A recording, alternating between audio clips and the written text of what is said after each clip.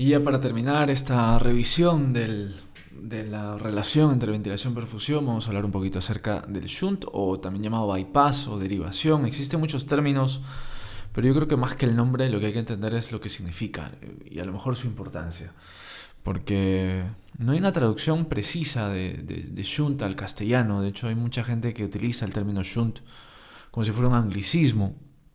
Pero es básicamente, y esto quiero que lo tengan muy claro, cuando hablamos del shunt, del cortocircuito, del bypass, es tener sangre venosa en el sistema arterial. Y en realidad es tener sangre rica en dióxido de carbono en el sistema arterial. O sea, es sangre que ha pasado del sistema derecho, sangre que ha pasado de las cavas de la aurícula derecha, del ventrículo derecho, directamente al espacio izquierdo, a las cavidades izquierdas, directamente al sistema izquierdo arterial, sin haber pasado por el pulmón. Ha hecho un bypass, ¿no? Esto, por ejemplo, lo tenemos muy claro cuando hay una comunicación interauricular, por ejemplo.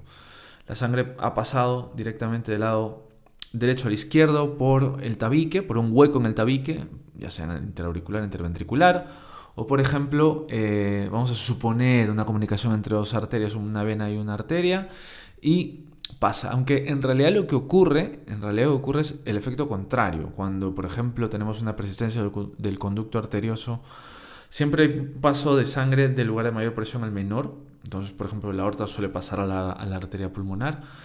Pero en sí, ese paso de un lugar a otro, bypaseando un circuito normal, ese cortocircuito, pues a eso le llaman shunt. Y en este caso, se refiere a esa sangre venosa que pasa directo al sistema izquierdo, al sistema arterial. Vamos a tratar de explicar cómo.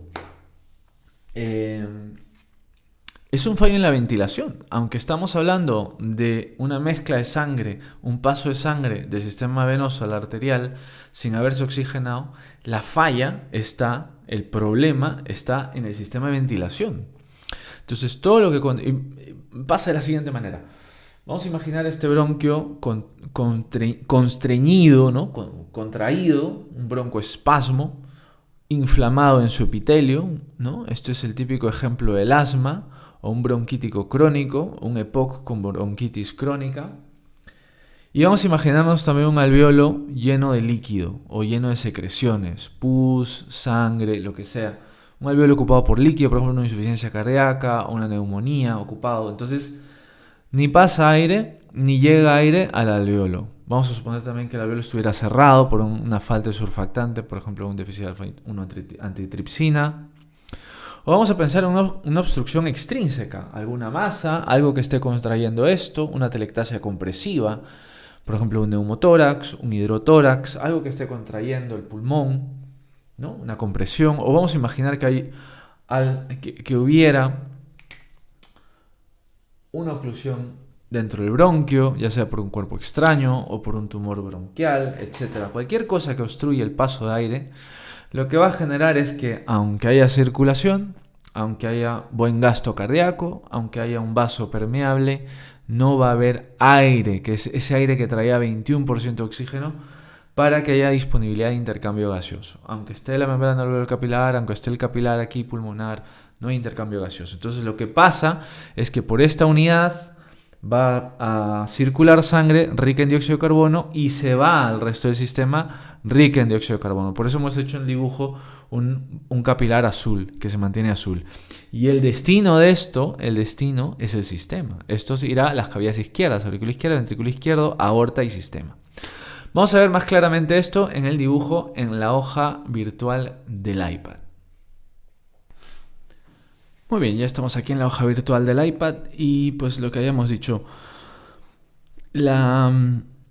aquello que llamamos shunt pulmonar o bypass o derivación no es otra cosa que el paso de sangre no oxigenada, rica en dióxido de carbono, que pasa habitualmente por el lado derecho del corazón, directamente al lado izquierdo sin pasar por el pulmón. Pero no es necesariamente que no pasa por el pulmón, sino que no hay aire disponible para hacer ese intercambio gaseoso. Y eso es porque falla el proceso ventilatorio. Entonces, cuando hablamos de shunt, hablamos de fallo en la ventilación, porque por ejemplo hay un broncoespasmo, hay broncos contraídos, constreñidos, porque hay una oclusión, están ocluidos por algo, puede ser un cuerpo extraño, un cáncer broncógeno, etc.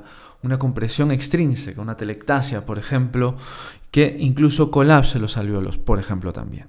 O porque el alvéolo está ocupado por agua, líquido, por secreciones mucopurulentas, por ejemplo, una neumonía, una insuficiencia cardíaca con edema alveolar, con pus, con sangre, por ejemplo, hemorragias alveolares. El vaso está ahí, está disponible, pero no hay aire en el alvéolo, ya sea porque está ocupado, o colapsado, cerrado, etc.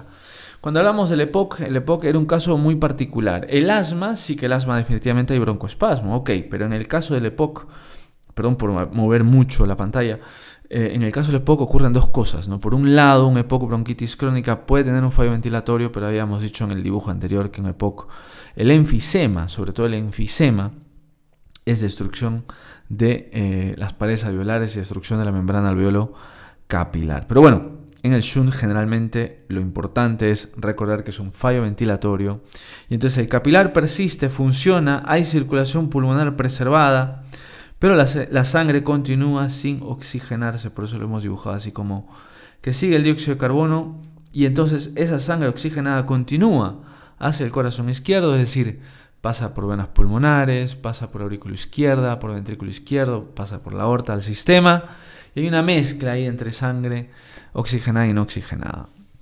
A esto le llaman derivación o shunt o incluso también le llaman cortocircuito, ¿no? Pero mucha gente utiliza pues el shunt como anglicismo. Y ocurre lo mismo con el dibujo anterior, esto lo habíamos puesto en el gráfico anterior, que es como una especie de introducción a la acidosis respiratoria, ¿no? Si no hay oxigenación, a eso le llamamos hipoxemia, sangre no oxigenada, la disminución de la tensión parcial de oxígeno en arteria, la no eliminación de ese dióxido de carbono al alvéolo, condición de hipercapnia, un aumento del dióxido de carbono en sangre, aumento de la tensión parcial de dióxido de carbono en sangre arterial, y eso produce acidosis, una acidosis que será de causa respiratoria.